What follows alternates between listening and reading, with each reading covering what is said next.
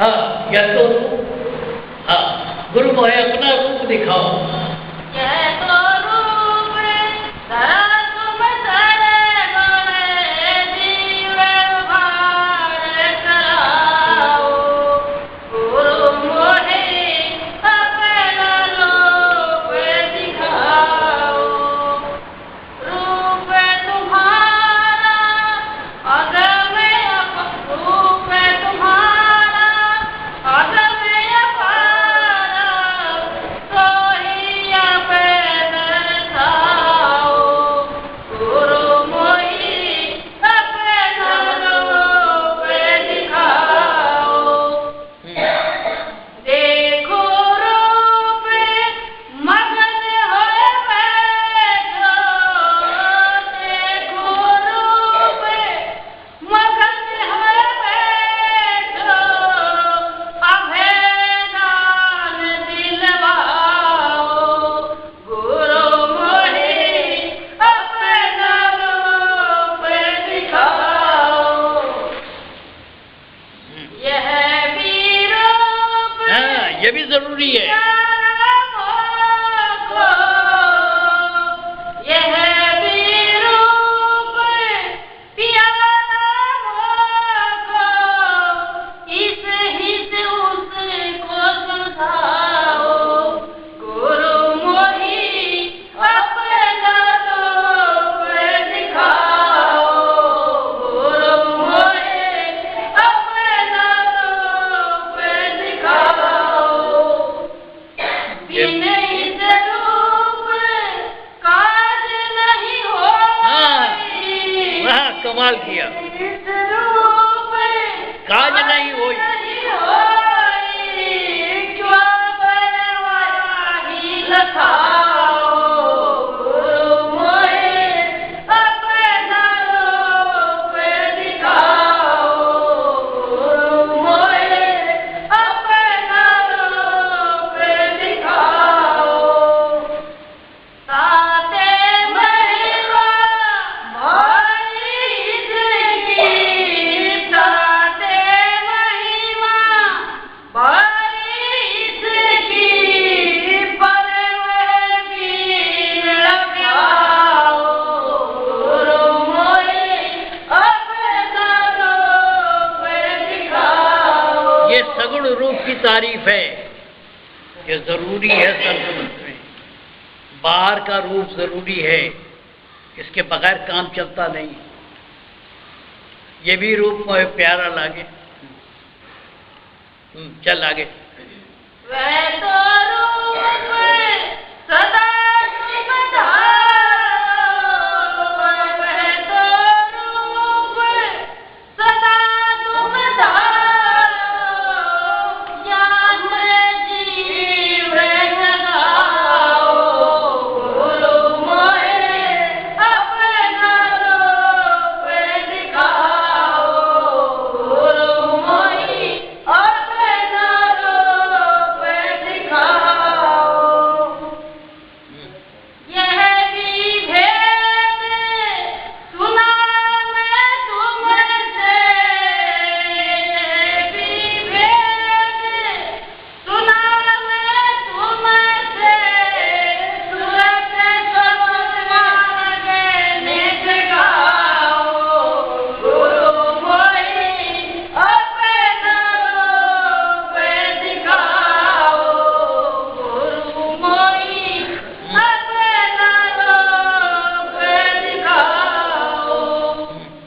ये भी सब रूप जो रूप तुम्हारा। सब रूप जो रूप तुम्हारा।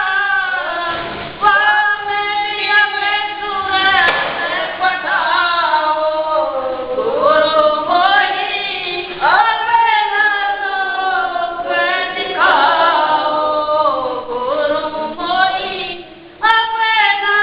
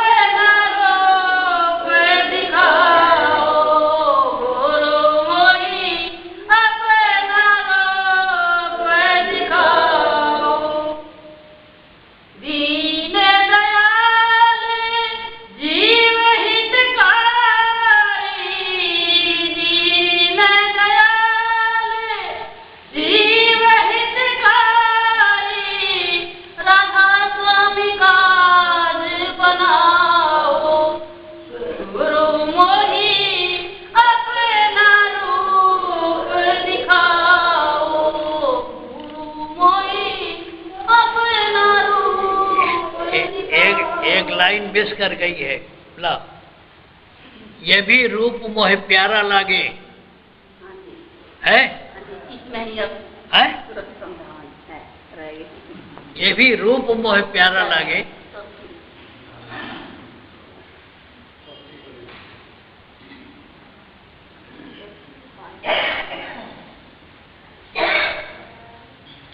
अब सवाल क्या है, इस भजन को पढ़ा क्यों? इस भजन को पढ़ा क्यों? बाहरी रूप की जरूरत है। भाई बात कह जाऊं, मौत का कोई ठिकाना नहीं। कोई बात छुपा के न रखो। सगुण रूप की सेवा होनी चाहिए, उसकी आज्ञा माननी चाहिए, पूरी भक्ति होनी चाहिए। लेकिन असली रूप क्या है? कहा तो स्वामी जी ने कि गुरु मोहे अपना रूप दिखाओ। जवाब भी दिया। जवाब क्या दिया? कि शब्द रूप।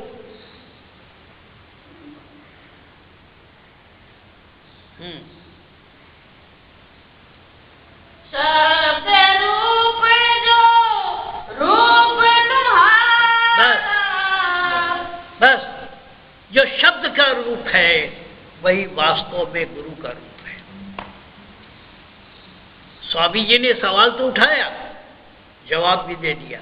इसी एक सेंटेंस के लिए मैंने इस पूरे भजन को पढ़ा कि शब्द रूप जो रूप तुम्हारा क्या है?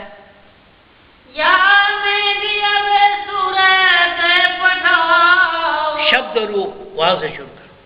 शब्द रूप जो रूप तुम्हारा, रूप तुम्हारा। में भी अब सूरत पठाओ, गुरु मोरी अपना रूप दिखाओ। अब सवाल यह है, सवाल तो उठा कि अपना रूप दिखाओ। वो रूप है क्या? वो शब्द रूप है।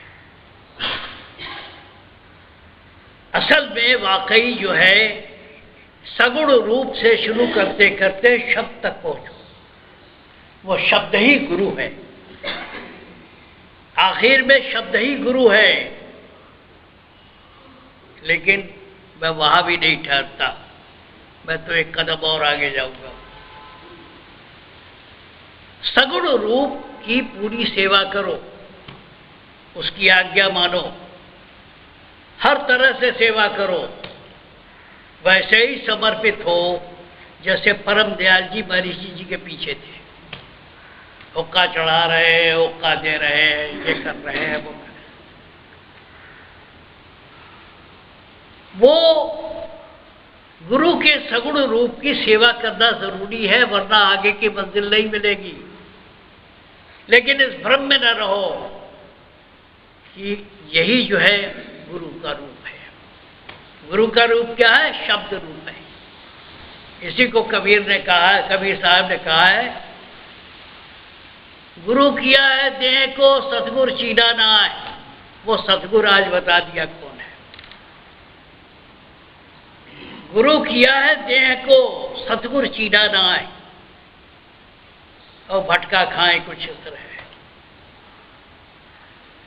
तो जो असली रूप है ये सबको बताने लायक नहीं है, लेकिन ये शब्द रूप है। अंतिम जो है वो शब्द रूप है। जब आदमी अभ्यास करता है तो प्रकाश और शब्द दोनों पूरा प्रकट होता है। लेकिन किसी किसी को प्रकाश प्रकट नहीं होता, शब्द प्रकट होता है। इसलिए गुरु के पहले, मालिक के पहले शब्द की जरूरत है। इसीलिए इस पंथ का नाम है सुरत शब्द योग। सुरत प्रकाश योग नहीं है। इसलिए उन सत्संगियों को घबराने की जरूरत नहीं है जिनको प्रकाश नहीं खुलता। मुख्य चीज क्या है? शब्द। माफ करना, गुरुद्वारे में शब्द कीर्तन बहुत होता है, तो पहचानते ही नहीं शब्द है क्या। वो झाल मजीरा लेके 24 घंटे वो शब्द हो रही है। शब्द वो है, शब्द वो है जो धुन है।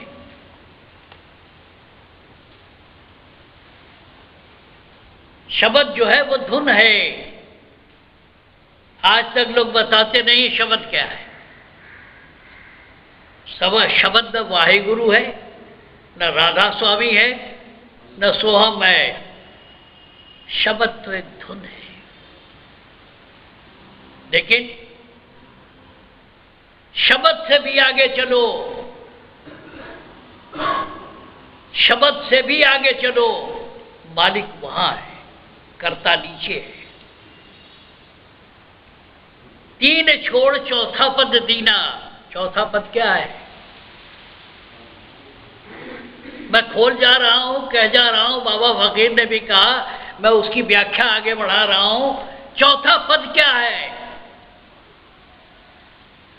चौथे पद पे चलो, चौथे पद पे चलो। किसी संत ने ये नहीं कहा चौथा पद है क्या बाबा? मामूली बात है, लेकिन मुझे इसकी व्याख्या नहीं मिली। बड़े खोजने पर कही, समझ में आई बात। पहला पद है शरीर, दूसरा पद है मन, तीसरा पद है आत्मा, और जब उससे ऊपर जाओगे चौथा पद है। यहां तो बाप की दौलत खुलेआम लुटा रहे हैं। शब्द क्या है आज तक लोगों ने बताया नहीं। शब्द गाओ, शब्द गाओ, शब्द गाओ। शब्द है क्या? फिर चौथा पद क्या है? हर आदमी को जागृत, स्वप्न, सुषुप्ति होती है। जब इससे ऊपर चलोगे तो चौथा पद होगा संत और परम संत वही रहते हैं। अब क्या है? जो पहुंचे हुए अभ्यासी हैं उनके लिए कह रहा हूं, अपने शरीर से, शरीर के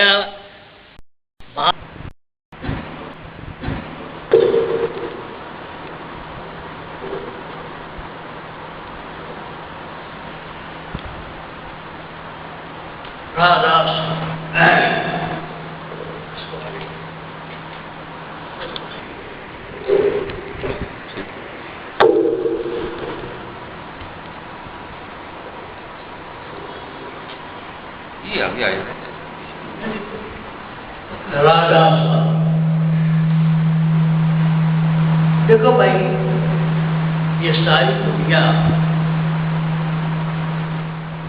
कर्ता की संकल्प से बनी है। कहते हैं जो पिंडे सो ब्रह्मंडे। जैसे आपके शरीर की रचना है, इसी तरह पूरे ब्रह्मांड की रचना है। जैसे आपका मन है, उसी हिसाब से प्रकृति का भी मन है। और प्रकृति के मन को चलाने वाले को कर्ता कहते हैं। कर्ता मालिक नहीं है। कर्ता एक बीज का रूप है, कर्ता, जिसको ब्रह्मांडी मन कहते हैं। अब कहाँ बारिश होगी, कहाँ सूखा पड़ेगा, कब जाड़ा पड़ेगा, ये ब्रह्मांडी मन का काम है। और ये ब्रह्मांडी मन किसका है? कर्ता। तो कर्ता जो है, जब जिसने जो संकल्प करता है वही काम दुनिया में होता है। ये सारी सृष्टि, मालिक जो है कर्ता से ऊपर है। मालिक जो है कर्ता से ऊपर है। लेकिन कर्ता जो है, जिसको कहते हैं कर्तार है, कर्ता है, उसका ब्रह्मांडी मन है, वही सब एक्टिविटी करता है। मालिक तो कुछ करता ही नहीं। जो असल मालिक है वो कुछ नहीं करता। ये करता जो है दुनिया का ये जितना काम हो रहा है, ये ब्रह्मांडी मन, और ब्रह्मांडी मन किसका है? करता। उस चीज को कर्ता कहते हैं, मालिक तो उससे ऊपर है। तो ये कर्ता के संकल्प से सारी सृष्टि बनी है। ये सारी दुनिया जो बनी है वो संकल्प से बनी है, कहना मैं ये चाहता हूं। इसलिए आप शुभ संकल्प करो। अगर इस दुनिया को बनाना चाहते हो, जिंदगी को बनाना चाहते हो, तो संकल्प करो। ये सारी सृष्टि संकल्प से बनी है। इसलिए अगर आप इस दुनिया को बनाना चाहते हो तो संकल्प करो। इसीलिए आपने देखा होगा हिंदुओं में जब कोई यज्ञ होता है, कथा वार्ता होती है, तो पुरोहित क्या करता है? जो कथा कराता है या जो यज्ञ कराता है उसके हाथ से पानी अक्षत सब दे करके कहता है यजमान संकल्प। यज्ञ की सफलता के लिए संकल्प जरूरी है। आपने देखा होगा कर्मकांडी जितने पुरोहित हैं वो कोई यज्ञ कराओ, मूछ की अंगूठी पहना देंगे, ये पहना देंगे, हाथ में चावल और पानी और दो एक चीजें दे करके कहते हैं संकल्प करो। मैं इसलिए कह रहा था कि दुनियादार लोग जो परेशान हैं, अगर आपकी जिंदगी बनाना चाहते हैं तो वो शुभ संकल्प करें, तो जिंदगी अच्छी बनेगी। अब बात क्या है? हमारी शक्ति या हमारा संकल्प बिखरता है, इसलिए काम पूरा नहीं। जैसे आपने बच्चों को देखा होगा कि वो मैग्नीफाइंग ग्लास लेके अखबार पर सूरज की किरणों को इकट्ठा करते हैं और कुछ देर के बाद वो जलने लगता है। ये खेल देखा होगा आपने, बच्चे मैग्नीफाइंग ग्लास लेकर के सूरज की किरणों को इकट्ठा करते हैं और कुछ देर जब रखते हैं तो वो अखबार का हिस्सा जलने लगता है। तो वो किरणें जब बिखरी हुई है तो उनमें जलाने की ताकत नहीं है।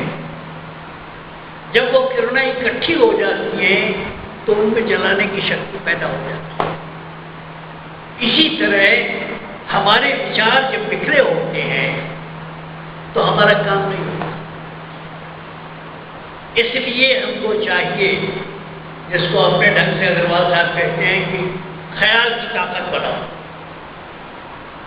अब हम प्रैक्टिकल एस्पेक्ट पर आते हैं। है क्या? आप जहां खड़े हो वहां ये सोचो कि हमारे लिए सबसे जरूरी चीज क्या है। हमारे लिए सबसे जरूरी चीज क्या है? लड़की की शादी। भाई इसके बगैर काम नहीं चलेगा, लड़की की उम्र बहुत होती जा रही है, ये काम सबसे जरूरी है, उस पर दृढ़ हो जाओ। ये सारी दुनिया बगैर पैसे के नहीं चलती, तो भाई धंधा हमारा ठीक हो जाए। तो जिस वक्त आप एक संकल्प करो, बाकी और संकल्पों को सेकेंडरी करो। एक चीज पर एकाग्र करोगे वो काम पूरा होगा। हम क्या है? एक साथ सब कुछ चाहते हैं। इसलिए हमारी जो संकल्प है वो बिखर जाती है। जब संकल्प गाढ़ा होगा, उठते बैठते सोते जागते हमको एक ही ख्याल है कि ये काम हमको होना चाहिए, वो काम हो जाता है।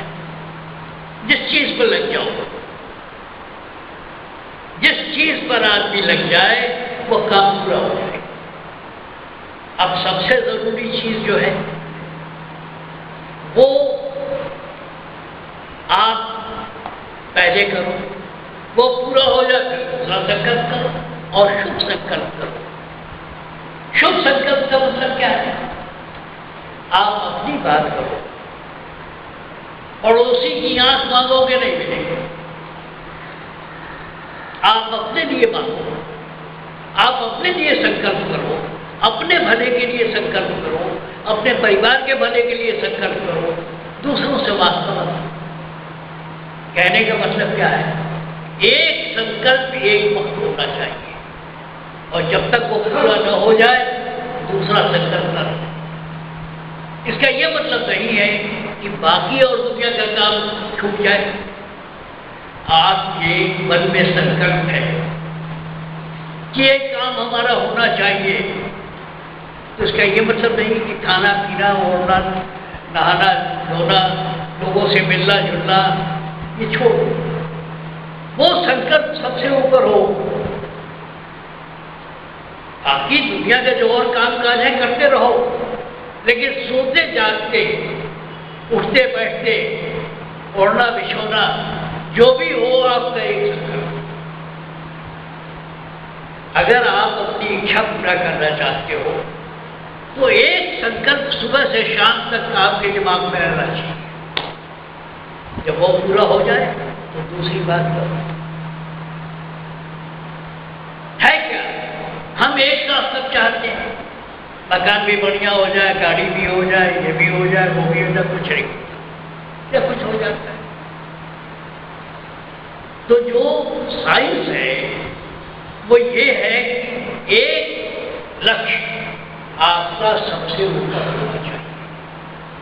इसका यह मतलब नहीं है कि बाकी चीजों पर ध्यान न दो, लेकिन ऊपर की सबसे खास जो चीज हो, जिसके बगैर जो सबसे बड़ी समस्या हो, उसको सुबह से शाम तक जब कभी होश आए उसी की धुन में लगे रहो तो काम पूरा हो।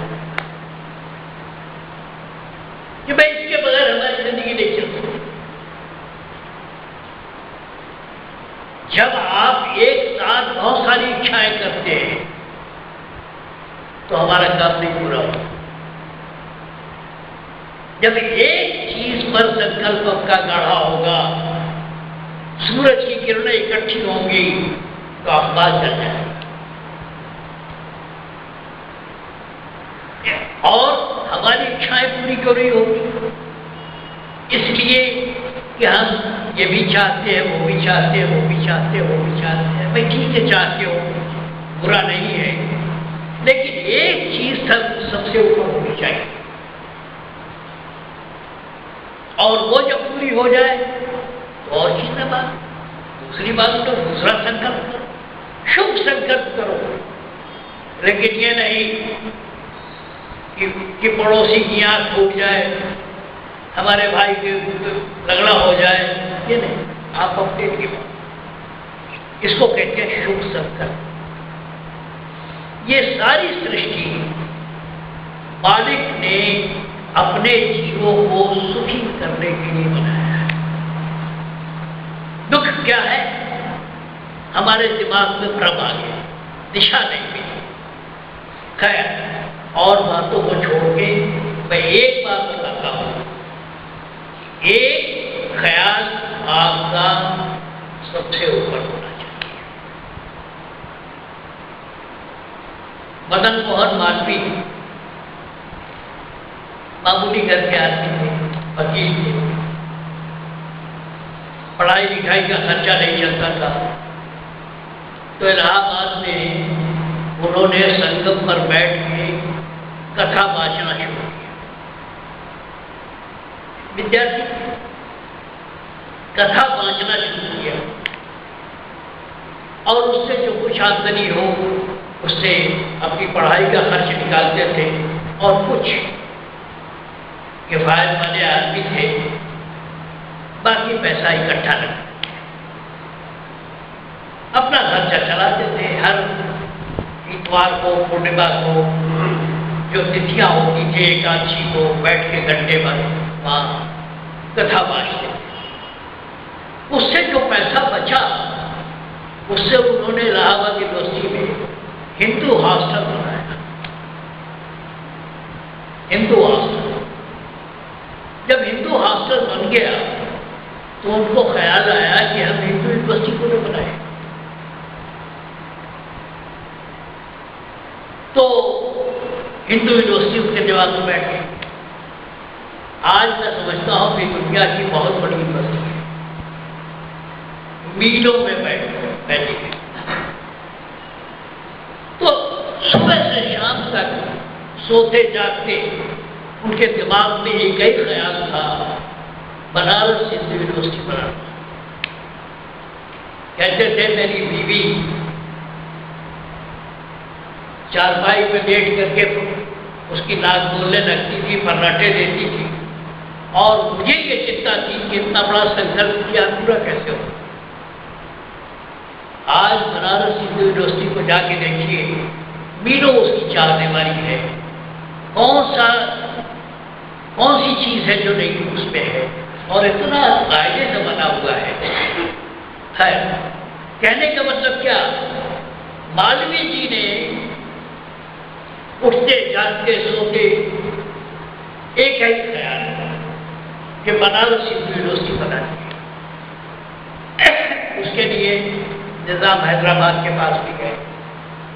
कहने मुझे तो चिंता रहती थी, रात में नींद नहीं आती थी, और मेरी बीवी सोती थी आराम से, नाक बोलती थी उसकी।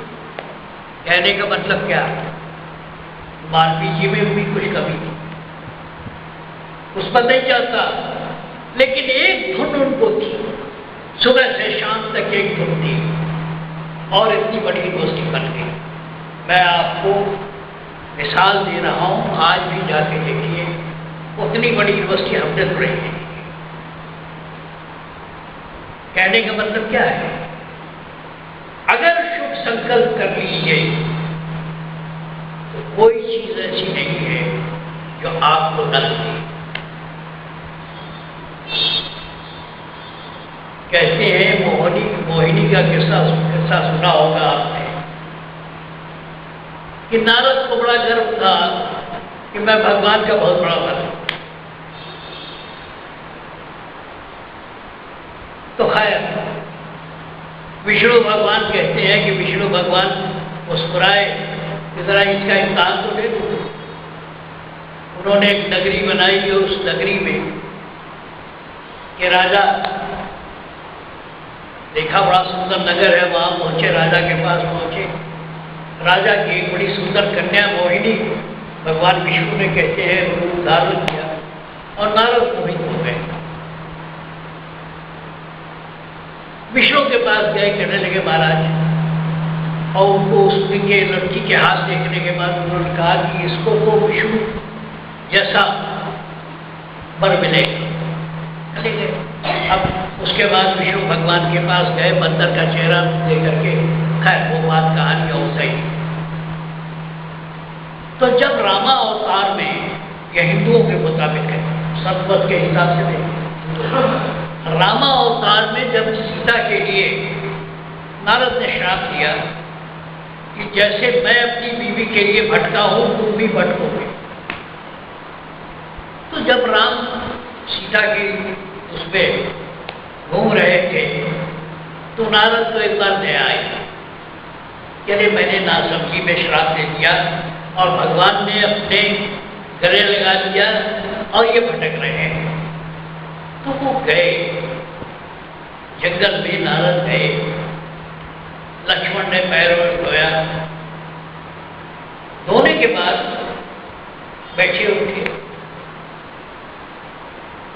तो ये रामायण से मैं कह रहा हूँ, कोई मैंने पूरी रामायण पढ़ी तो पूरी गीता पढ़ी, तो उसका एक आख्यान है।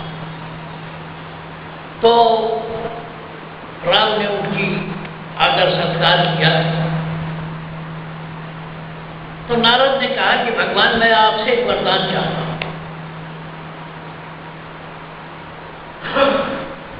तब रामायण में जो डायलॉग है उसको मैं कहना चाहता हूं कि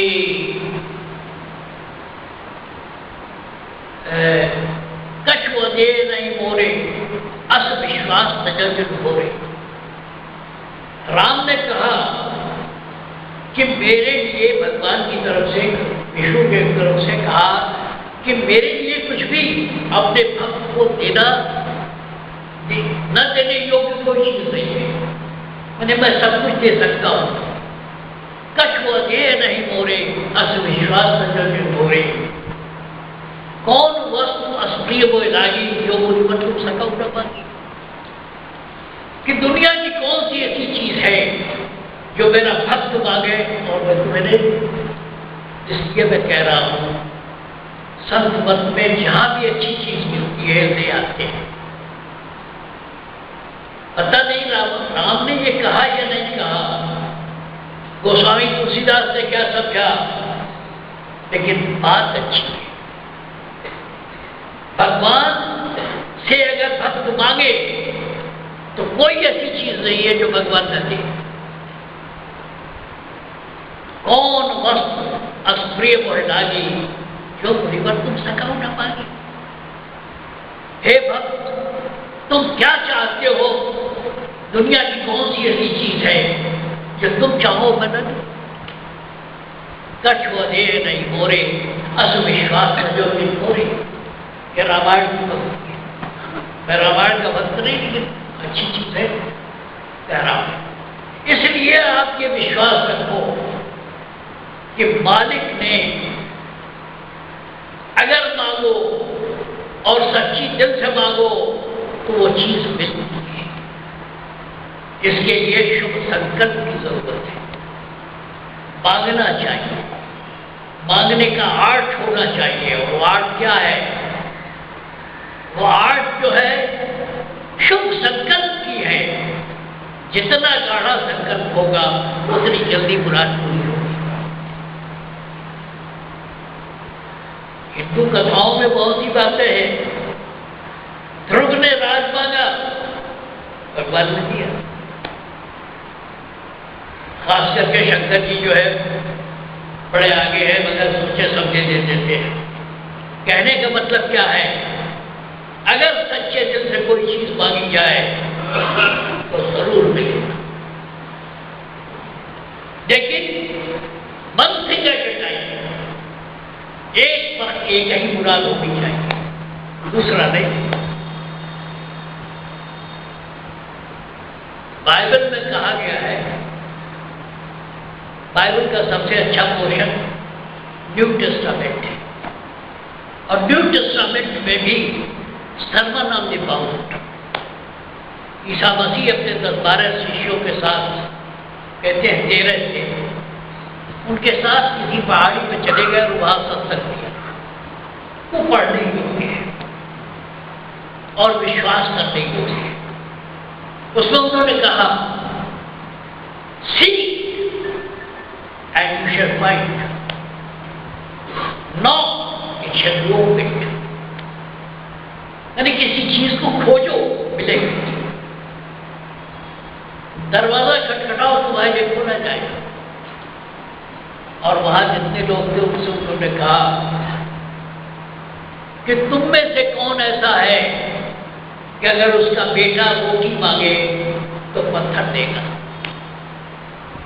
क्योंकि क्रिश्चियनिटी जो है फादर एंड सन है, father and son and host. उनका जो 3 मूल मंत्र है वो फादर, सन एंड होस्ट। तो खैर उन्होंने कहा कि तुम में से कौन ऐसा है जिसका बेटा रोटी मांगे और उसका बाप उसे पत्थर देगा। कहले तुम में से कौन ऐसा है जिसका बेटा मछली मांगे और उसका बाप उसको सांप देगा। और फिर कहा, see you will find, knock it shall be opened. और वगैरह और बातें याद नहीं है।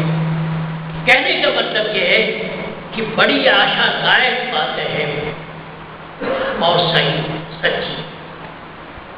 वो तड़प होनी चाहिए, वो अपनी तड़प में तासीर पैदा करो शुभ संकल्प के साथ और इच्छा जरूर। क्यों भगवान ने ये जो लीला की, ये जो सृष्टि बनाई, अपने जीवों को सुखी करने के लिए बनाई। लेकिन हम भटक गए। क्यों? गुरु ज्ञान नहीं था। इसलिए मेरा आग्रह है कि आप अपनी चीजों से परेशान हो, एक काम करो, 2 दिन, 1 दिन विचार कर लो कि आपको जिंदगी से क्या चाहिए और वो चीज सर्वोपरि रखो। सोते जागते उठते बैठते वो ख्याल आपके सामने हो, वो काम पूरा हो जाएगा। मैंने अनुभव किया है और इस तरह जिंदगी में बहुत सी चीजें पाई हैं। इसलिए इसी को परम दयाल जी कहते थे, शुभ संकल्प मस्तु। शुभ संकल्प का क्या मतलब है? आप सरदार जी की दौलत पर ख्याल न करो, उनकी मांगोगे भगवान दे न दे, आप अपनी रोजी पाओ। इसलिए दुनिया की इच्छाओं को पूरा करने का एक तरीका है। सोच लो, जिस भी परिस्थिति में मालिक ने आपको रखा है, क्या आपको सबसे जरूरी चीज क्या है वो सामने रखो, सुबह से शाम तक रखो, वो काम पूरा हो जाए। क्यों? रामायण में वादा किया है, कौन वस्तु अस्प्रिय वो लागी, जो मुनिवर तुम सकव न मांगी, कछुए नहीं बोरे, असविश्वास तजल बोरे। ये अवधि में है, लेकिन सरल है, समझा जा सकता है। इसलिए शुभ देखो, परम दयाल जी ने कुछ कहा, उसका एक्सप्रेशन मैं दे रहा हूं। वो कह के चले गए, लेकिन उसकी व्याख्या क्या है? शुभ संकल्प क्या है? आप अपनी जरूरत के लिए मांगो, पड़ोसी की आंख मत मांगो, और जितने ही तासीर होगी आप पे, जितने ही गाढ़ापन होगा आपके संकल्प में, उतने ही जल्दी इच्छा होगी। एक तो जिंदगी को खुशहाल बनाने के लिए एक एक करके, जैसे भारत सरकार 25 योजना बनाती है, आप साल भर के लिए ख्याल रखो, 6 महीने के लिए ख्याल रखो। एक धुन चाहिए, एक धुन होनी चाहिए। ये दुनिया, ये जिंदगी मालिक ने, हम उस पर नहीं जाएंगे, बहुत बड़ा सत्संग हो जाएगा। संक्षेप में एक शब्द में कहूं तो ये दुनिया मालिक ने अपने बच्चों को सुखी करने के लिए बनाई थी।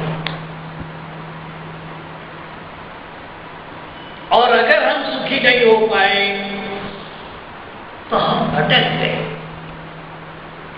हमारा हाल वही है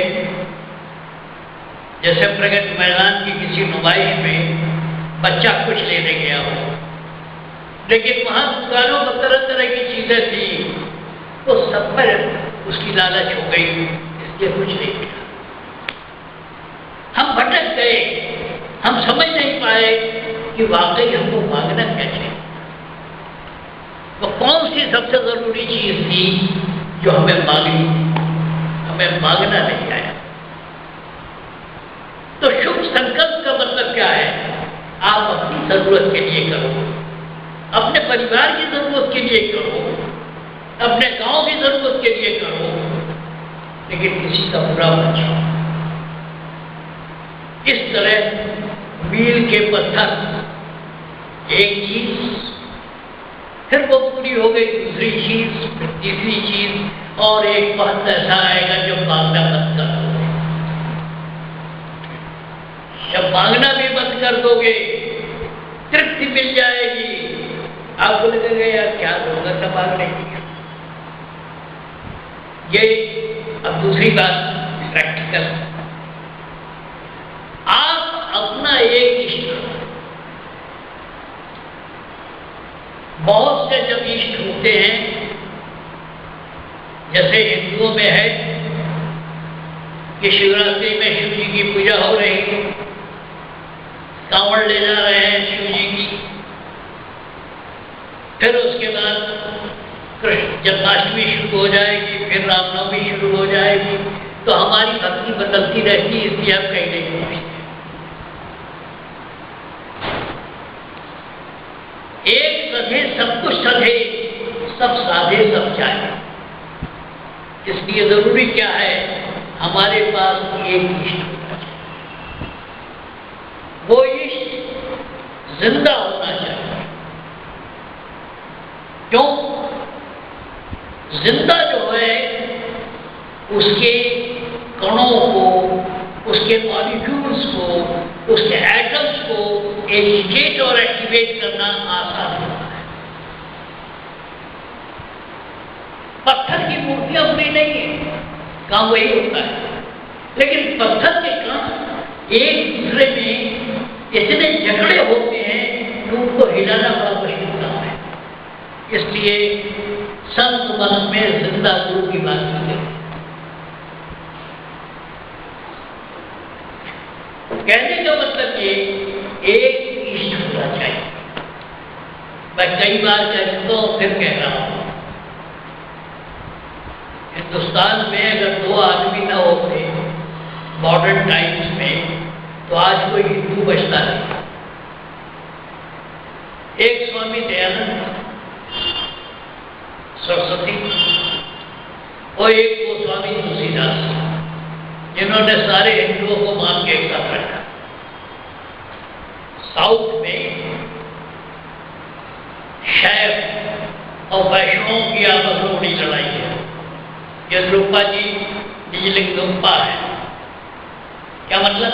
निजलिंगम्पा शंकर जी के उपासक है। तो शंकर को और राम विष्णु को, इनको उनको सबको इकट्ठा किया तो तुलसीदास ने। जो विष्णु और शंकर के उपासकों में आपस में झगड़े थे, उनको उन्होंने ठीक किया। तो खैर वो राम ही राम जपते रहे। उनको लोगों ने इम्तिहान लेने के लिए मथुरा ले गए, द्वारिकाधीश के मंदिर में खड़ा कर दिया कि भाई विष्णु के अवतार राम भी हैं, कृष्ण भी हैं, देखें गोस्वामी जी क्या करते हैं। तो गोस्वामी जी ने खड़े होकर वहां कहा, कृष्ण की मूर्ति के सामने कहा कहूं छबियाज की भले बने हो नाथ। कि क्या शोभा है आपकी मूर्ति की। कहा कहूं छबियाज की भले बने हो नाथ, तुलसी मस्तक कर दवे जब धनुष बाण लो। और कहते हैं क्या गोस्वामी जी को दिखाई पड़ा कि कृष्ण की मूर्ति धनुष बाण लिए खड़ी हो। मतलब क्या है? कहानी सच्ची हो या गलत हो, अगर विष्णु के ही रूप का सवाल है तो जिस रूप का आप ध्यान करते हो वो आपके लिए हो। इसलिए एक इष्ट रखो, अपने इष्ट पर विश्वास रखो। वो आपने स्कूटरों के पीछे देखा होगा, लिखा रहता है सबका मालिक है। ट्रकों के पीछे लिखा रहता है सबका मालिक है। तो मालिक एक है। ये सत्संग तो मैंने दुनियादारों के लिए दिया। अगर कोई चीज पूरी नहीं होती तो हमारे मांगने में जो गाढ़ापन था वो नहीं था। बड़े हल्के फुल्के ढंग से मैंने मांगा कि भाई तुम्हारे पास 10,000 रुपया हो तो दे दो। अरे वो तड़प अगर होती तो पत्थर भी निकाल के दे देता था। तो तड़प पैदा कर। मैं क्या कर रहा था? एक इष्ट होना चाहिए और जिस रूप पर आपका विश्वास है वो रूप होना चाहिए। फिर आप जो सबसे जरूरी चीज है, one thing at a time, सबसे मुख्य बात, आप सोचो कि आपको क्या चाहिए। मैंने पहले भी कहा है और अब भी कह रहा हूं कि कुछ मत करो, आप एक लिस्ट बना लो कि भाई आपको क्या क्या दुनिया में चाहिए, उसको काटते जाओ, उसको कम करो। 300 आपकी इच्छाएं हैं, काट के उन्हें 100 में करो, 50 में करो, फिर 3 पर करो, फिर 1 पर करो कि महाराज इसके बगैर नहीं चलेगा। अब एक चीज एक वक्त पालो, उसका मतलब ये नहीं है कि बेवकूफ साधुओं की तरह खाना पीना छोड़ो, दाढ़ी बना दो। अरे जो दुनिया का काम है वो करते चलो, लेकिन एक इच्छा आपकी सर्वोपरि होनी चाहिए। ये तो दुनियादारों के लिए सब है। दूसरी बात ये, अपना भला सोचो, दूसरों का बुरा मत सोचो। कहते हैं एक बाज औरत थी, किसी फकीर के पास गई और कहने के बाबा मुझे एक बच्चा दे दो। उस फकीर ने कहा कि किसी दूध पीते बच्चे की एक बाल लिया, मैं ताबीज बना दूंगा, तेरे बच्चा हो जाएगा। वो इतनी उतावली थी कि किसी पड़ोसी के बच्चे का पूरा बाल नोच लाई। वो कहा ले बाबा, एक बाल की बात नहीं। उस फकीर ने बददुआ दी कि नामुराद, अगर तुझे दूसरे के बच्चे का दुख नहीं मालूम है तो तुझे कभी बच्चा नहीं। हम अपने भले की बात करें, यह शुभ संकल्प है। हम औरों की बात छोड़ो, तुम आए हो, हम तुम्हें ये रास्ता बताएंगे। खैर, बात बढ़ जाएगी। एक बड़ा आसान तरीका है, ये जो भजन, हम भी दुनियादार थे, हमारी भी इच्छाएं थी। शिव सप्तागर कई बार पढ़ गया और आखिर में ये भजन मुझे अच्छा लगा कि सहज होए जग की कठिनाई और सुख साधन का है और टेढ़े जतन को कर दे सीधा युग की निराली बतला कि मैं क्या करूं इसके बीच।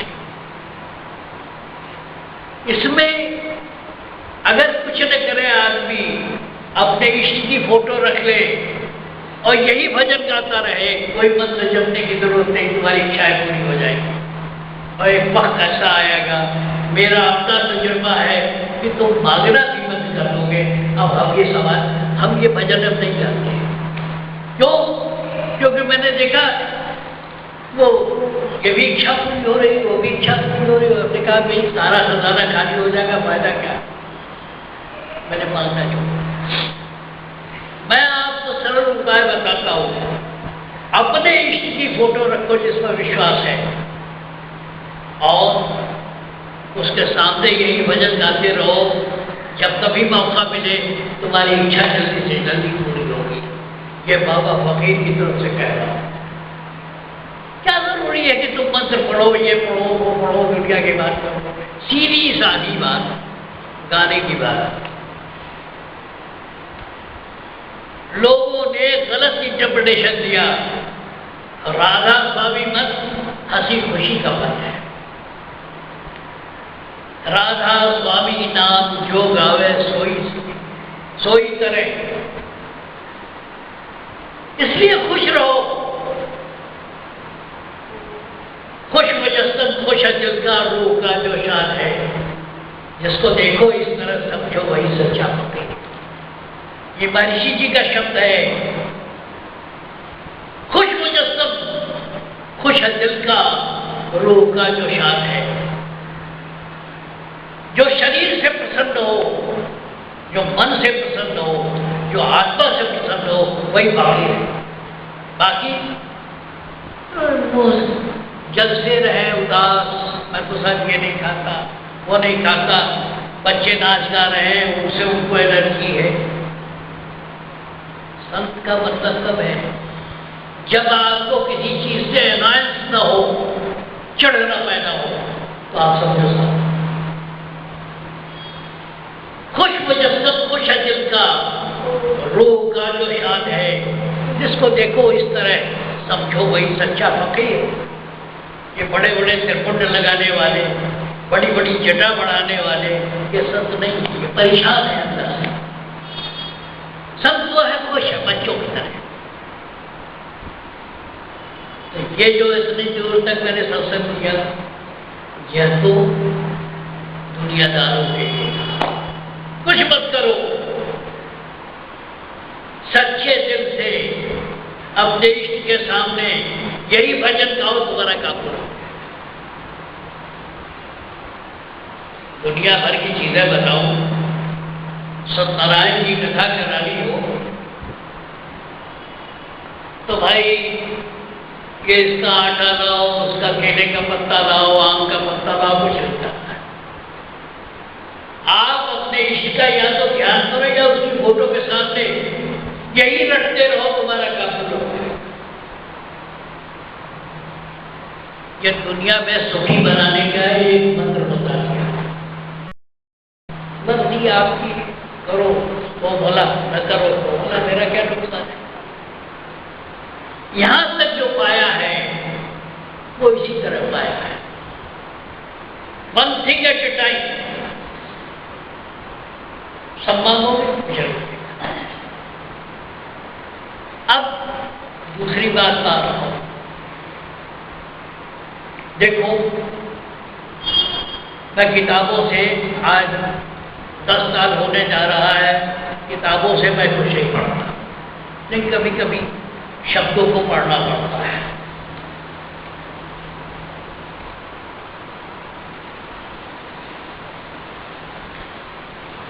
जा गुरु से भ्रम ना मिटे, कबीर साहब का शब्द है। जा गुरु से भ्रम ना मिटे, भ्रांति न चित्त से जाए। जिस गुरु से तुम्हारे मन का भ्रम न जाए, जा गुरु के भ्रम ना मिटे, भ्रांति न चित्त से जाए, सो गुरु झूठा जानिए, त्यागत देर न लाए। जिस गुरु से तुम्हारी शंका का समाधान न हो, तुम्हारा भ्रम न जाए, विश्वास न जमे, उसे छोड़ देना चाहिए। ये कबीर साहब का शब्द है। जा गुरु से ते भ्रम ना मिटे, भ्रांति न चित्त से जाए, सो गुरु झूठा जानिए, त्यागत देर न लाए। फिर कबीर साहब क्या कहते हैं? झूठे गुरु के पक्ष को तजत कीजिए वार, वार माने दिन। झूठे गुरु के पक्ष को तजत कीजिए वार, द्वार न पावे शब्द का भटके बारंबार। दूसरा शब्द है। तीसरा शब्द क्या है? साचे गुरु के पक्ष में मन को दे ठहराए, चंचल से निश्चल भया, नहीं आवे नहीं चले।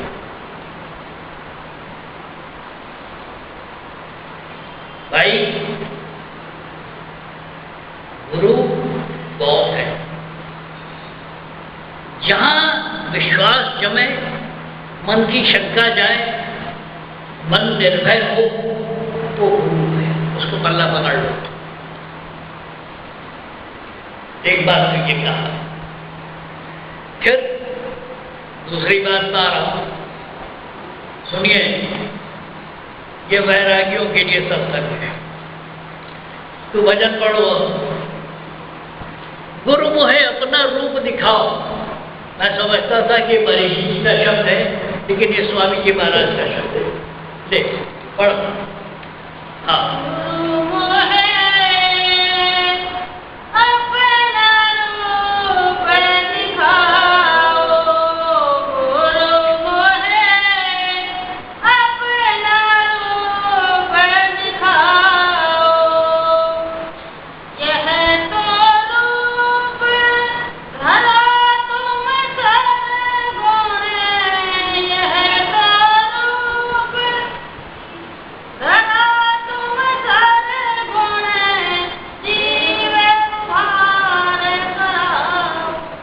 चलो रुक जाओ। क्या है? भक्त कहता है गुरु गुरु गुरु गुरु गुरु गुरु, सुनते सुनते कान फंस गए। भक्त कहता है गुरु मुझे अपना रूप दिखाओ। गुरु का रूप क्या है? ये स्वामी जी का शब्द था, इसीलिए महर्षि जी वाली किताब में कही जा रही है। ये जो रूप है गुरु का, वो सगुण रूप है, सगुण रूप है। उसके हाथ है, पैर है, बोलता है, चलता है, ये भी जरूरी है। लेकिन असली रूप क्या है वो बाद में आएगा इसी शब्द में। इसकी जरूरत है। ये बाहर का जो रूप है गुरु का, ये भी जरूरी है। बगैर इसके दीक्षा नहीं होती, काम नहीं बनता, शंका समाधान नहीं होता। लेकिन ये असली रूप नहीं है। इसी को सत्संग में बाहरी रूप कहा गया है। हाँ, इसकी जरूरत क्या है? अभ्यास शुरू करने के लिए, अभ्यास करने के लिए, कैसे अभ्यास किया जाए, कैसे मन ठहरे, इन सब के लिए ये सगुण रूप की जरूरत है। हाँ, या तो रूप, या तो रूप, हाँ, गुरु है अपना रूप।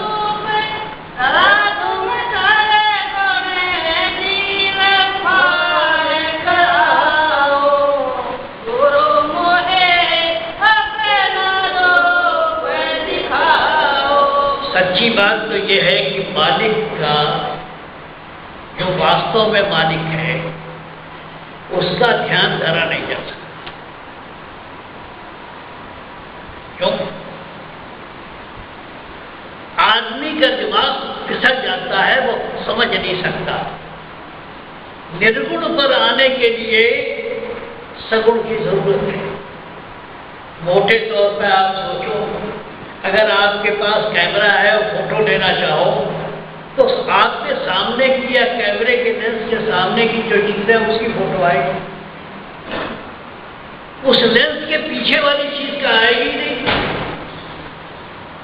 तो पूरा इस कमरे की तस्वीर नहीं आ सकती। एक तरफ देखोगे, दूसरी तरफ छूट जाएगा। इसलिए उस मालिक के पूरे ख्याल को, उस पूरे मालिक के को कंसीव करने के लिए, समझने के लिए सर्वगुण रूप की जरूरत है।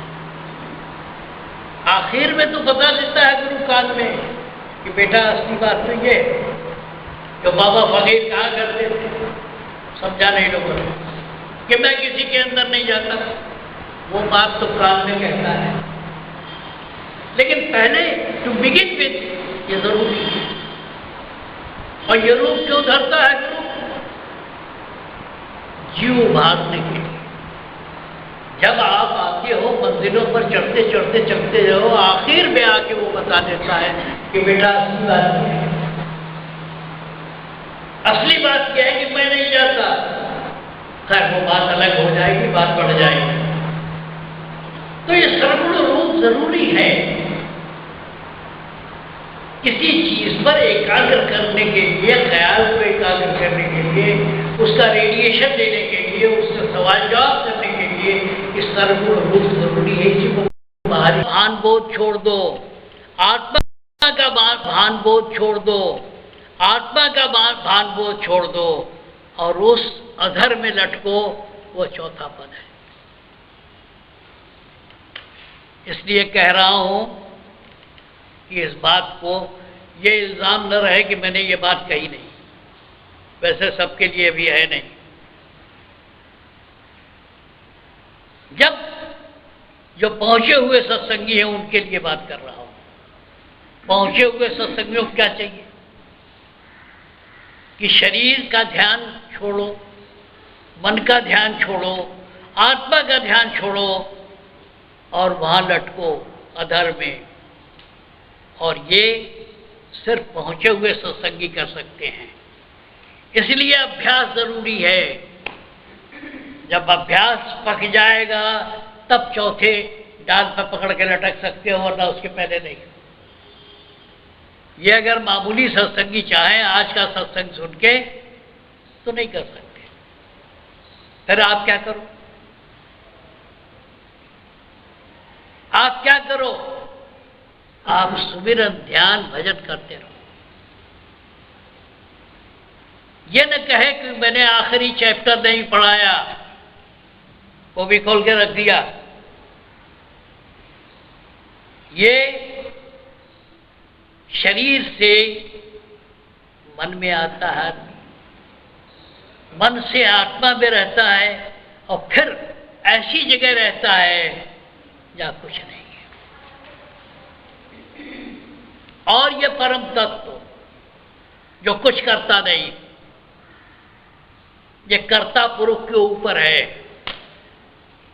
अकाल पुरुष के ऊपर है, वो कुछ नहीं करता। वो एक परम तत्व है, लेकिन परम तत्व ऐसा नहीं है, फास्फेट की तरह नहीं है। वो सेंसिटिव है, वो आपकी बात सुनता है, समझता है, क्या चाहिए आपको ये भी जानता है। वो इनर्ट नहीं है, ऐसा नहीं कि उसके अंदर कोई हलचल नहीं, हरकत नहीं।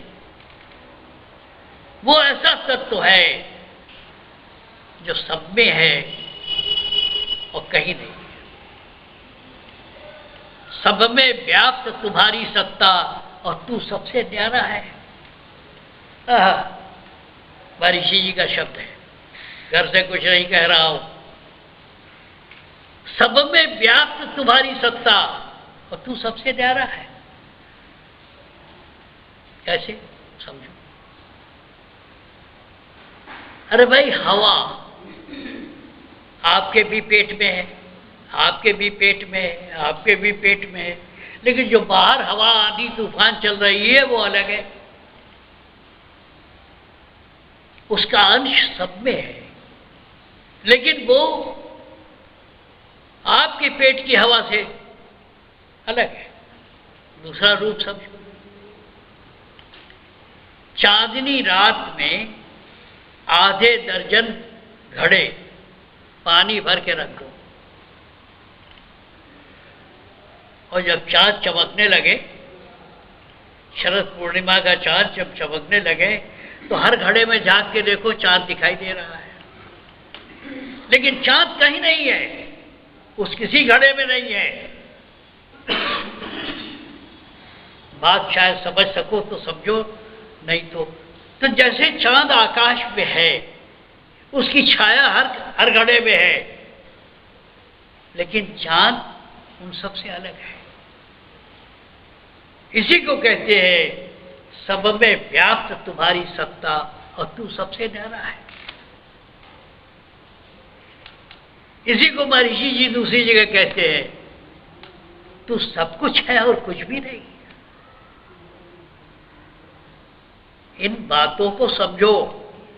बड़े बड़े लोग जो है त्रिपुंड लगाए हुए, लेकिन ये बारीकी समझ में आई नहीं लोगों के। तो बात क्या है? लेकिन ये तो आखिरी बात बता दी, लेकिन ये नए सत्संगियों के लिए, नए अभ्यासियों के लिए नहीं है। तुम सगुण रूप के साथ व्यवहार रखो, सुमिरन ध्यान करो। चौथे पद पर आने के लिए क्या तरीका है? सुमिरन ध्यान, इसमें नागा नहीं होना चाहिए। शेरे पंजाब गाड़ी पकड़नी है तो कहाँ अभ्यास का मौका मिलेगा? शाने पंजाब कहाँ मौका मिलेगा? दंडवत करो और निकल जाओ, ट्रेन पकड़ो। अभ्यास करने बैठे हो, कोई मेहमान आ गया बगैर बताए हुए, अरे उसको अटेंड करो, चाय वाय पिलाओ, फिर उसके बाद अपना अभ्यास कर लेना। लेकिन इसमें नागा नहीं होना चाहिए। अब एक बात और बता दूं, अगर आप चाहते हो तो सोने के पहले कोई अच्छी किताब पढ़ो। खाना होना खा गए, खा लिया, अब अगर ये प्रैक्टिकल नुक्ते हैं, कोई अच्छी किताब पढ़ो। अगर सत्संग की किताब मिल जाए तो अच्छी है, अगर मन लगे, नहीं हो तो सामाजिक उपन्यास पढ़ो, नहीं हो अखबार पढ़ो, लेकिन ऐसी चीज़ पढ़ो जिससे चित्त चंचल न हो। अगर सोने के पहले ये करो, कोई बड़ी इंटरेस्टिंग किताब, रुचिकर किताब हाथ में है, अगर हाथ से किताब छूट जाए तो नुकसान नहीं है। इससे क्या होगा, आपका चित्त साफ होने लगेगा, बुरे सपने नहीं आएंगे, आपका अपने आप अभ्यास होता रहेगा। मानव दयाल जी महाराज क्या कहते थे कि सोते वक्त सुमिरन करे तो वो हमेशा चलता रहता है। 8 घंटा जब तक सोओगे वो सुमिरन चलता रहेगा। क्या है, अरे टीवी का कोई ऐसा प्रोग्राम देखो जिसमें मसाले कम हो, देखते देखते सो जाओ, वो फायदा करेगा आपको। नहीं कुछ है, ट्रांजिस्टर में म्यूजिक सुनते सुनते सो जाओ, कोई किताब पढ़ते पढ़ते सो जाओ, ये भी बहुत बड़ा अभ्यास है। नहीं कुछ है, ट्रांजिस्टर लगा दिया, गाना सुनते सुनते सो गए, बहुत होगा 3 महीने में जो बैटरी लगती थी वो 1 महीने में लगेगी, लेकिन आपको फायदा बहुत होगा आदमी। इसलिए जब सूरत लौटने लगती है, टाइम ज़्यादा हो गया, काम की बात है। जब सूरत लौटने लगती है, कभी सोते हो तो जरा गौर तो करो। जब आप सोने लगते हो, टांग फैला लेते हो, तो सूरत अंगूठे से आती है, घुटने तक तो याद रहता है, फिर उसके बाद सीने तक याद रहता है, उसके पता ही नहीं चलता, सो गए, नींद आ गई। तो सूरत लौटने लगती है। जब सूरत लौटती है, अगर वो कायदे से लौटे और सोने के उठने के बाद 15 मिनट, 20 मिनट, आधा घंटा आप ये तय कर लो कि हम किसी बात पे चिढ़ेंगे नहीं। 3 महीना करो, अपने आप संत हो जाओगे। सोते वक्त सूरज जो है, जैसे सांप अपनी बिल में जाता है, उसी तरह सूरज जब लौटने लगती है, उसको अपने हिसाब से चले जाने दो, और जब निकलती है तो अपने हिसाब से निकल जाने दो। बाद में जो चाहो करो, हलचल करो। ये उपाय है। सोने के पहले कोई जरूरी नहीं है कि आपको सत्संग मिले। भाई हमारे पास तो औकात है नहीं कि हम मैगजीन निकालें। कोई ऐसी किताब पढ़ो जिससे चित्त चंचल न हो। कोई टीवी का वो सीरियल देखो हल्का फुल्का, जिससे कोई चिंता न पैदा हो। अखबार पढ़ लो, सामाजिक उपन्यास पढ़ लो, लेकिन सो शांत हो गए और उठो तो जब तक आसमान न टूटे, चित्त को चंचल न होने दो।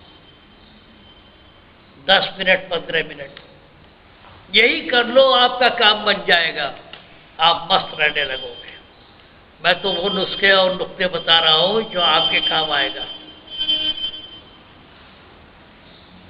भाई 15 मिनट रोक लो अपने को कि हम चिढ़ेंगे नहीं। और होता क्या है, सांप अपने बिल में जा रहा है और उसको छेड़ दो, वो फुफकार के काट देगा। इसलिए एक ही काम करना है, रात में सारा काम, भोग विलास भी कर लो, सीधी बात कर, लेकिन जब सोने जाओ, जब आखिरी सोने जाओ, मालिक के इश्क के सपुर्द कर दो। और सुबह उठने पर अपने चित्त को 5 मिनट, 7 मिनट, 10 मिनट, 15 मिनट, आधा घंटा चंचल न हो। 3 महीने के अंदर खुश रहने लगोगे। क्यों? ये शरीर के सेल जो हैं वो 3 महीने में बदलते हैं। अभ्यास से जरूरी बात तो बता दी है। कोई जरूरी नहीं कान में उंगली डाल के घंटा हिलाते रहो, मस्त रहो। और फिर बात वही, खुश मुजस्सम खुश है दिल का, रूह का जो शान है, जिसको देखो इस तरह समझो वही सच्चा फकीर। मस्त रहने लगोगे। खाना खाया नहीं खाया, पैसा है नहीं है, कुत्ता फटा है, बेफिक्र रहने लगोगे। और ये पाते क्या है? अभ्यास में मिलता क्या है? बेफिक्री। ग्रंथ साहब में क्या कहा है?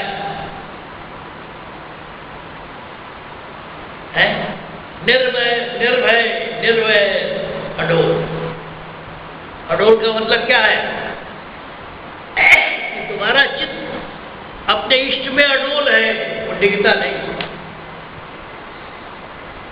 निर्भय हो, न मरने का डर न जीने की इच्छा। और निर्भय, आपको किसी से कोई दुश्मनी हो। निर्भय निर्भय अडोल। ग्रंथ साहब यहीं से शुरू होते हैं। न समझन उसको हम क्या करें? और एक बात और है, ये मरना जीना कहीं है। आजकल बच्चे गुब्बारा रहते हैं। गुब्बारा कैसे बोलता है? हवा से।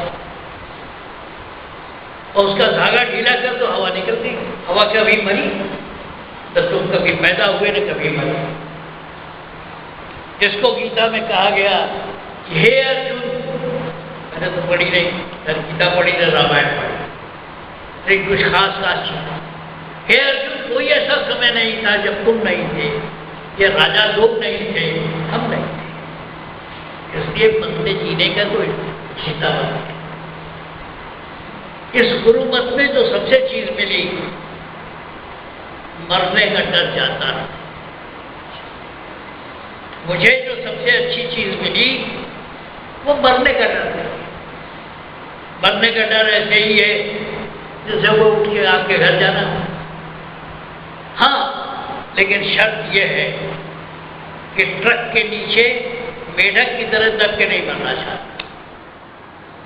अगर अपनी चारपाई पे लेटे लेटे वक्त से हंसी खुशी चला जाए आदमी, तो मरने में क्या है? बहुत अच्छा है, बुरा नहीं। यहां से वहां की सरकार अच्छी हो तो न मरना है न जीना है। मौत का एक दिन मुअय्यन है। नींद रात भर क्यों नहीं आती? पर एक दिन निश्चित है मरोगे, और रात भर उसी के लिए मर रहे हैं। तो ऐसे लोग मरने के पहले कई बार मर चुके हैं। अपनी खुशी आए न अपनी खुशी चले, लाई हयात आए सदा ले चली चले। अपनी खुशी न आए न अपनी खुशी चले। जब तक जिंदगी है खुश रहो। जिंदगी का लक्ष्य क्या है? खुश रहना। लेकिन जायज ढंग से खुश। कुछ दिनों में ऐसा होने लगेगा कि आप खुश हो, खाना नहीं मिला फिर भी खुश हो, अपने मस्त। आखिर में लोगों को मिलता क्या है? परम संतों को एक मस्ती मिलती है। आखिरी में मिलता क्या है? एक मस्ती मिलती है। जिन्हें न चाहिए कबों कछ, तुम सब सहज सने, तास हृदय बसो सूरा। एक मस्ती है, खुशी है। तुमको मालिक ने भेजा, या बेटा खुश रहते, खुश रहे। हम रो रहे, गलती हमसे हो गई। उपाय क्या है? उपाय तो मैंने वो टेक्निक्स बता दिए, न कहीं मरना है न कहीं जीना है। गुब्बारे में हवा कैद थी, वो खुल गई, घूम रही है। फिर कोई बच्चा जो है मुंह से बुला के हवा भर देगा, फिर गुब्बारा खुल जाएगा। तो जो परम तत्व है वो कुछ नहीं करता। जो करता है वो कर्ता पुरुष है, इसीलिए लोग करतार सिंह नाम रख देते हैं। लेकिन ये बात बच्चों को बताने लायक नहीं है। वो कुछ नहीं करता, वो कुछ नहीं करता। ये अभी कह दे तो लोग सत्संगी भड़क जाएंगे, बिखर जाएंगे। लेकिन आखिरी बात भी कह जाए ताकि आप ये न कहो कि मैंने बात को छुपा दी। क्या करना है? सुमिरन ध्यान। और सुमिरन ध्यान क्या है? सबसे अच्छी तो ब्रह्म बेला है, तसव्वुर। गुरु नानक ने क्या कहा? सरदारों ने बड़ी मोटी मोटी किताब पढ़ी, समझाने को नहीं। तो भाई कृपाल तो नहीं रखे हो। 3 बंद लगाए के सुना अनंतन को, नानक सुंद समाज में नहीं साझ नहीं हो। अभी दोपहर हो गया यार, भजन का वक्त निकल गया। बाबा नानक क्या कहते हैं?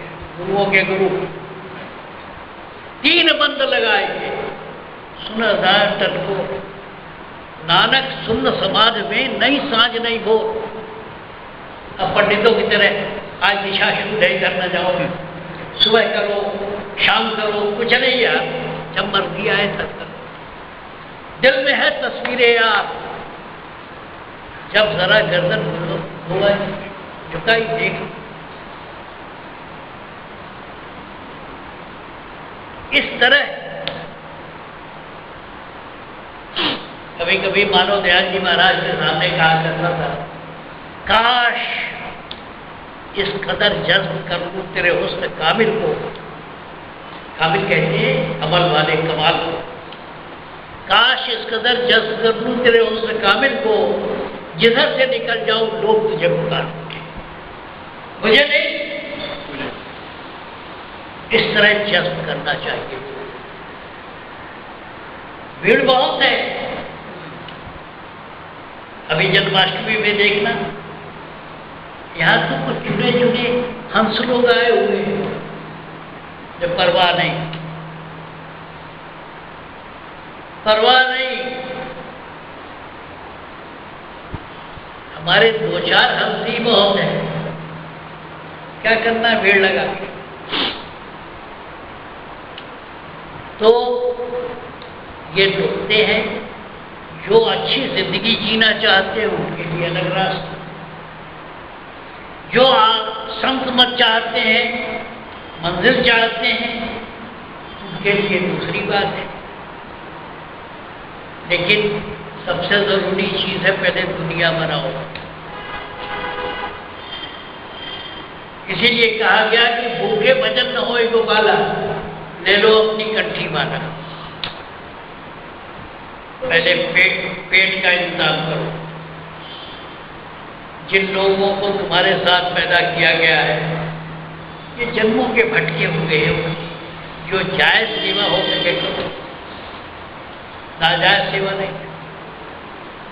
लड़का दारू पीने के लिए जिद कर रहा है, अफीम खाने के लिए जिद कर रहा है, वहां ठीक नहीं है। जो उचित है मैं समझता हूं बहुत हो गया। अब राधा स्वामी कहा जाए, बाकी क्या कहा जाए। राधा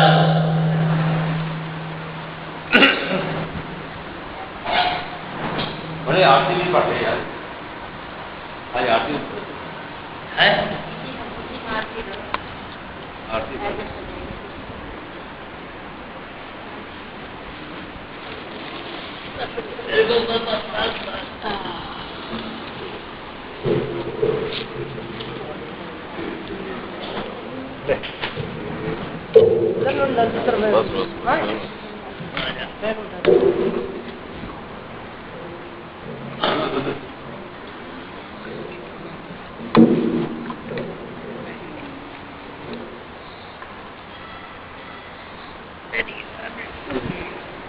आजा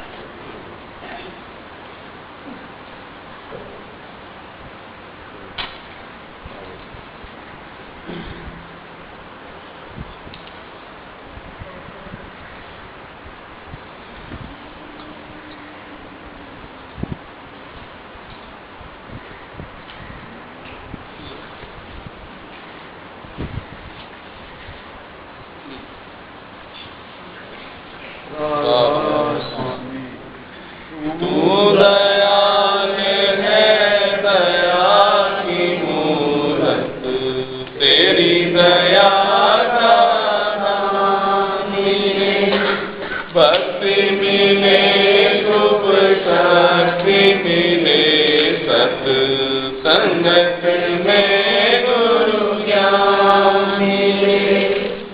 तू दयाल है, दया की मूरत, तेरी दया का नाम मिले, भक्ति मिले, शुभ शक्ति मिले, सत्संगत में गुरु ज्ञान मिले। सहज होए जग की कठिनाई, सुख साधन का है अब नाम मिले, सतनाम मिले, साधु सेवा सम्मान मिले। सहज होए जग की कठिनाई, सुख साधन का है अब नाम मिले, सतनाम मिले, साधु सेवा सम्मान मिले।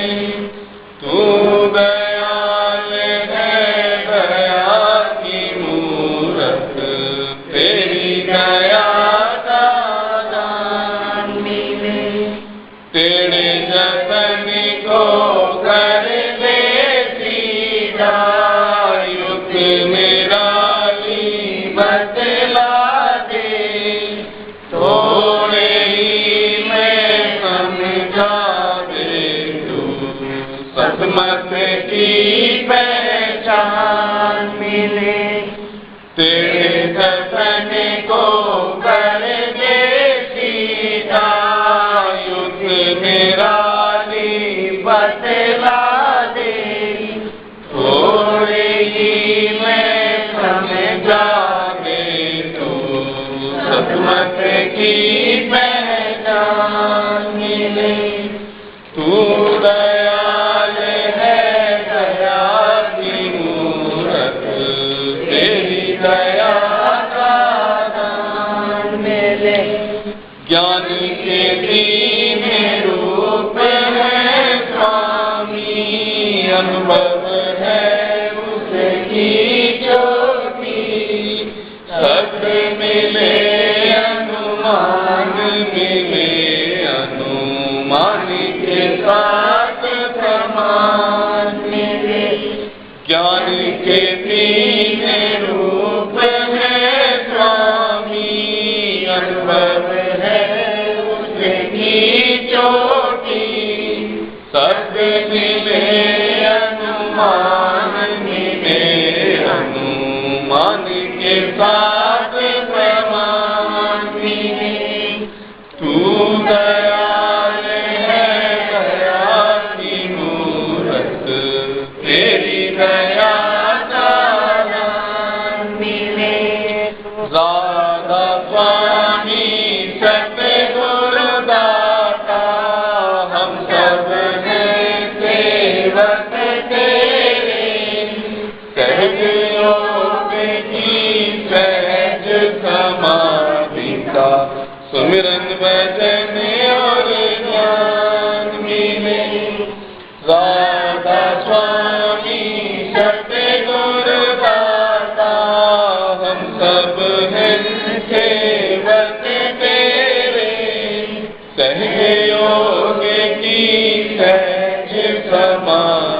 का, सुमिरन भजन और ध्यान मिले।